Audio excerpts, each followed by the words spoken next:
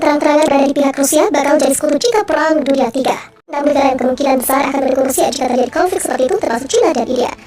Sejak Presiden Rusia Vladimir Putin memerintahkan invasi besar-besaran ke Ukraina, Barat sangat berhati-hati dalam menanggapi tanggapannya. Presiden Ukraina Volodymyr Zelensky telah berulang kali menyerukan zona larangan terbang terhadap pesawat Rusia untuk diberlakukan di negaranya.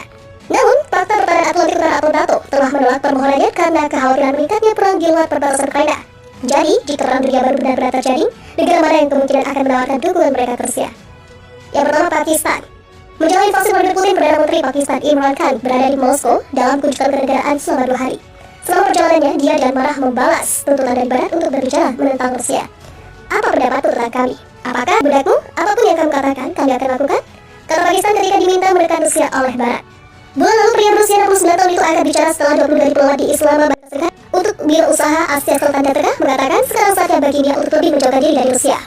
Moskow adalah pemasok senjata terbesar India dan New Delhi menandatangani kesepakatan senilai 5,43 miliar dolar Amerika Serikat untuk membeli sistem pertahanan rudal S-400 Rusia pada 2018. Yang keempat, Afrika Selatan. Kepemimpinan Kongres Nasional Afrika telah jatuh kembali ke dalam persahabatan perang dingin dengan Moskow dengan mantan Presiden Jacob Zuma mengeluarkan pernyataan baru-baru ini yang menyebut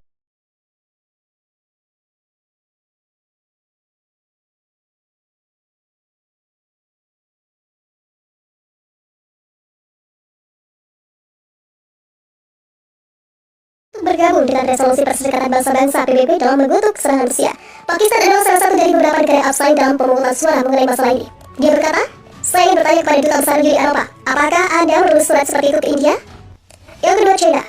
Meskipun China telah berusaha untuk menjauhkan diri dari Rusia dalam beberapa pekan terakhir, itu tidak menutup invasi oleh Presiden Putin. Beijing malah menggarisbawahi sikap netralitasnya dan menggambarkan hubungan Tiongkok-Rusia sebagai salah satu kemitraan strategis. Seperti Pakistan, China abstain dari 2 suara Perserikatan Bangsa-Bangsa tentang agresi Rusia. Yang ketiga, India. India telah menyatakan sanksi yang dijatuhkan oleh Barat bukanlah jawaban atas perang antara Rusia dan Ukraina, tetapi mendapat tekanan yang meningkat dari Amerika Serikat untuk mengutuk Presiden Putin. Presiden Meksiko López Obrador, seorang populis sayap kiri, mengatakan, kami tidak akan melakukan pembalasan ekonomi apapun karena kami ingin memiliki hubungan baik dengan semua pemerintah di dunia. Serangan Rusia ke Ukraina dikhawatirkan bisa picu perang dunia 3. Apa alasannya? Presiden Rusia Vladimir Putin telah melancarkan operasi militer khusus ke wilayah Ukraina pada Kamis. Dalam waktu singkat, pasukan Rusia berhasil masuk ke wilayah Ukraina dan menguasai beberapa wilayah negara tetangganya tersebut, termasuk bekas pembangkit listrik tenaga nuklir Chernobyl. Serangan Rusia ke Ukraina ini dikhawatirkan bisa memicu perang yang lebih besar lagi, yakni Perang Dunia III atau World War III.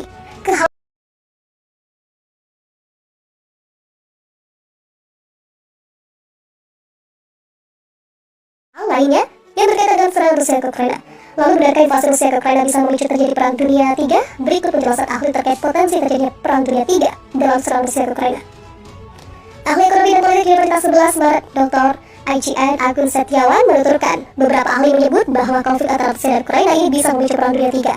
Asumsi ini benar jika eskalasi konflik menjadi tidak terkendali, artinya tidak hanya terbatas pada konflik Rusia-Ukraina, tapi merembet ke negara lain. Jelas Agung dalam berita Kompas.com pada Kamis.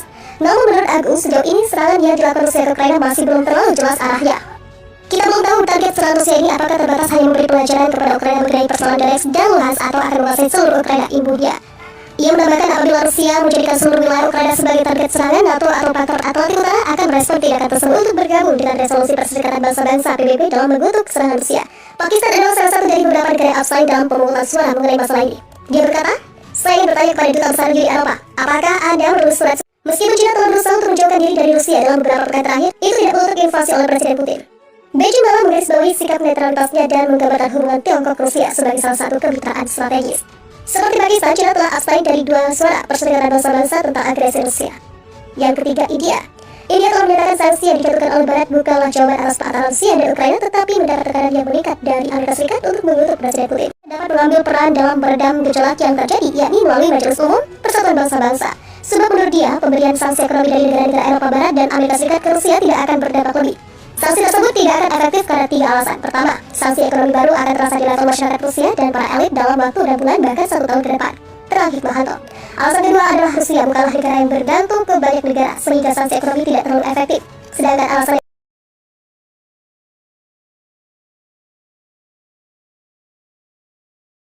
bandingkan dengan Rusia. Namun bila hal itu seluruh wilayah Ukraina diserang terjadi, NATO bisa saja mengumumkan bahwa Ukraina diterima menjadi anggotanya. Konsekuensinya akan terjadi head to head antara NATO dan Rusia, dan hal ini akan memicu Perang Dunia III, jelas Agung. Jika Perang Dunia III terjadi, mereka yang berperang akan menggunakan senjata akhirnya termasuk senjata pemusnah massal, yaitu senjata nuklir maupun biologi, imbuhnya. Padahal dampak penggunaan senjata nuklir pada perang sangatlah berbahaya, bahkan bisa menjadikan kehidupan planet bumi ini. Itulah yang menyebabkan banyak pihak khawatir terhadap potensi terjadinya Perang Dunia III.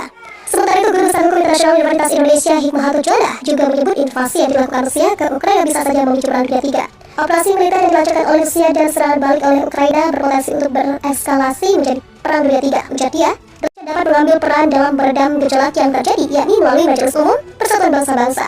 Sebab menurut dia, pemberian sanksi ekonomi dari negara-negara Eropa Barat dan Amerika Serikat ke Rusia tidak akan berdampak lebih. Sanksi tersebut tidak akan efektif karena 3 alasan. Pertama, sanksi ekonomi baru akan terasa di level masyarakat Rusia dan para elit dalam waktu dan bulan bahkan 1 tahun ke depan. Terang Hikmahanto. Alasan kedua adalah Rusia bukanlah negara yang bergantung ke banyak negara sehingga sanksi ekonomi tidak terlalu efektif. Sedangkan alasan yang ketiga adalah Rusia akan dibantu oleh sekutu-sekutunya bahkan oleh China yang melihat peruntungan secara finansial.